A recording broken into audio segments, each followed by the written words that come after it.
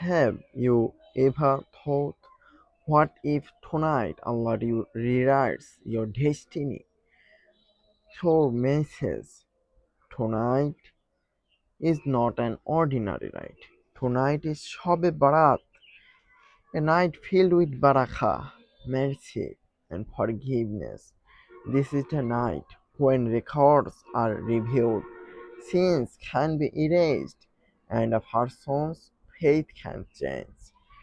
Not by power, but the sincere dua. We can't change yesterday, but tonight Allah gives us a chance to change tomorrow. Call to action. So let's not waste this time. Let's ask, forgive, and hope.